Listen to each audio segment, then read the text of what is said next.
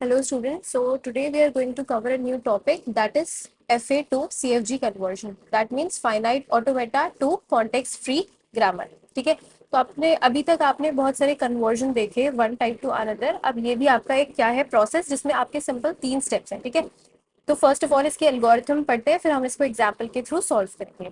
देखो यहाँ क्या कह रहा है, let us show how to transform a finite automata into context free grammar. ठीक है, आपका फर्स्ट स्टेप क्या है, to each state q of the finite automata introduce a new variable q. मतलब आपकी हर एक स्टेट के लिए फाइनाइट ऑटोमेटा में, फॉर एग्जांपल ये वाले ऑटोमेटा में आपकी एक स्टेट है क्या, स्मॉल q. तो हर एक स्टेट के लिए आप एक नया वेरिएबल इंट्रोड्यूस करोगे, दैट इज कैपिटल q. ठीक है, नेक्स्ट स्टेप देखते हैं. The variable corresponding to the starting state will be the starting variable of the new CFG. Obviously मतलब आपके ऑटोमेटा में जो भी आपकी इनिशियल स्टेट होगी वही ग्रामर में आपका क्या होगा, उसके करस्पॉन्डिंग जो भी आपने वेरिएबल नॉन टर्मिनल इंट्रोड्यूस किया है वही आपका क्या होगा ग्रामर में स्टार्ट सिंबल. यहाँ पे इस वाले ऑटोमेटा में ये जो नीचे दिया है इसमें तो आपकी इनिशियल स्टेट ही नहीं है ना. अगर फॉर एग्जाम्पल यहाँ पे आपका क्यू होती है, स्मॉल क्यू आपका होता है इनिशियल स्टेट. ठीक है, और इसके करस्पॉन्डिंग अगर आपने जो वेरिएबल इंट्रोड्यूस किया है वो लेट से कैपिटल क्यू है, तब आपका जो CFG आप लिख रहे हो उसमें आपका स्टार्ट सिंबल क्या होता है, कैपिटल क्यू. ठीक है, इस वाले स्टेप का मतलब ये है. Next, for each transition of the finite automata, मतलब अगर आपका इस टाइप का एक ट्रांजिशन है तो उसके लिए प्रोडक्शन रूल कैसे लिखोगे.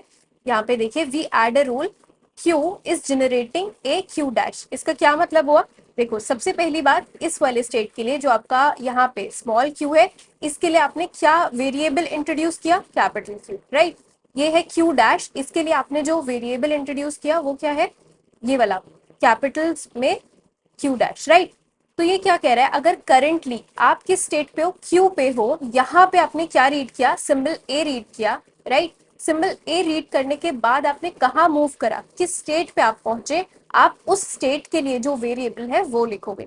तो यहाँ पे हमने जब अभी हम Q पे है, हमने A रीड किया तो आप कहाँ पहुंचे, Q डैश पे पहुंचे, है ना. और इसके करस्पॉन्डिंग आपका क्या वेरिएबल है, कैपिटल Q डैश.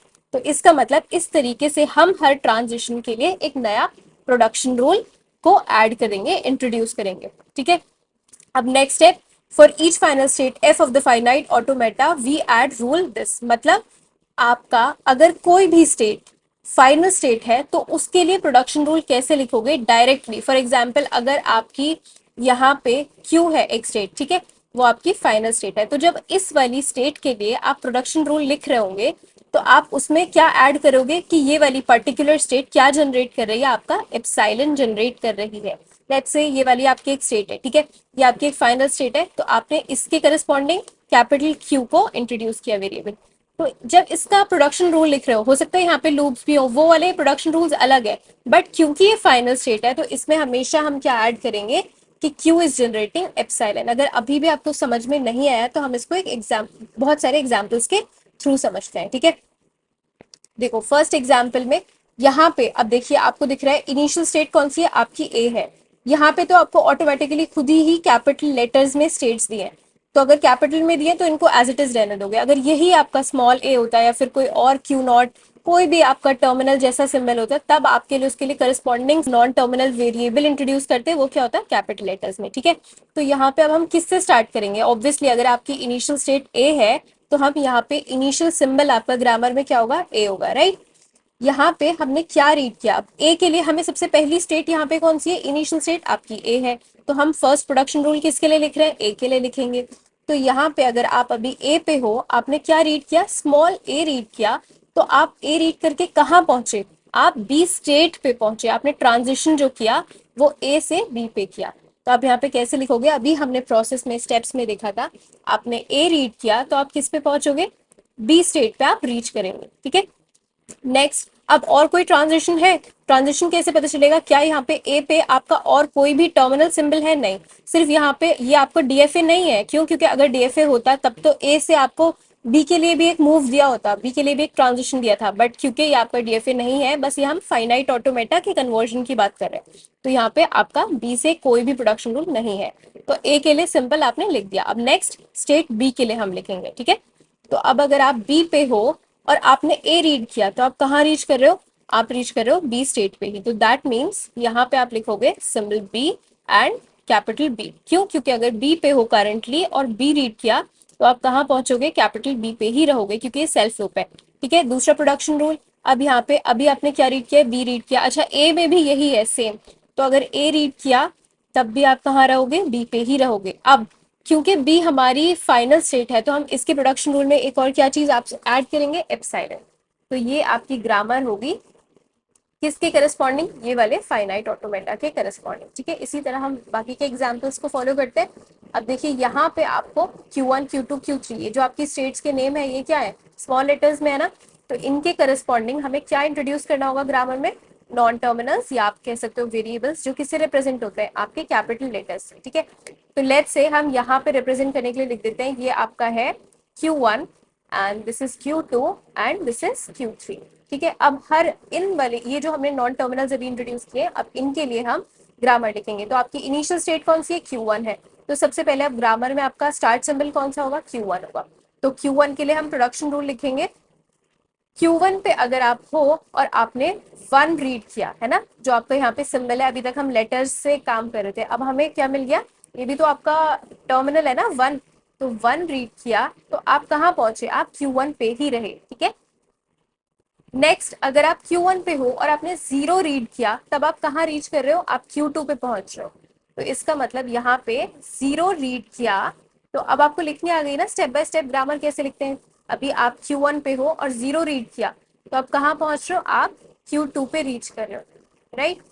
उसके बाद Q1 के आपके सारे प्रोडक्शन रूल्स कंप्लीट हो गए। नेक्स्ट प्रोडक्शन रूल किसके लिए लिखेंगे? ऑब्वियसली नेक्स्ट स्टेट के लिए, दैट इज Q2।